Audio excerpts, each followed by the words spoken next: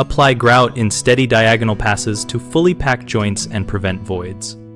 Start by mixing grout to a thick peanut butter consistency and only mix enough for 30 minutes of workable time so it does not skin over. Use a soft rubber grout float held at a 45-degree angle to push grout into joints with firm pressure, working one small area at a time so the grout remains pliable for cleanup.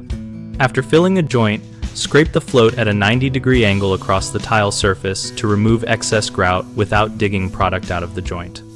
Wait until the grout film is matte but still slightly tacky, usually about 15 to 20 minutes depending on temperature and humidity.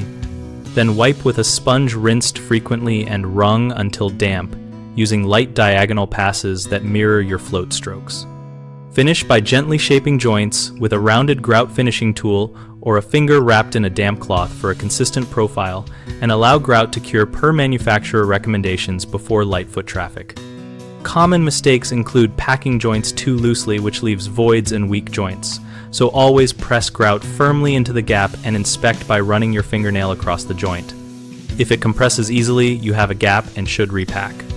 Another frequent error is overwatering grout or using a wet sponge too soon, which causes haze and weakens the joint. Avoid this by keeping your sponge only damp and performing the first wipe after the film is matte and tacky. A third issue is cleaning with circular motions that pull grout from joints and create low spots. Instead, use diagonal wiping strokes and scrape excess at a 90-degree angle to preserve joint fullness. BigHomeProjects.com helps homeowners find local contractors and browse project ideas related to tile and grout so we can compare approaches and contractor profiles.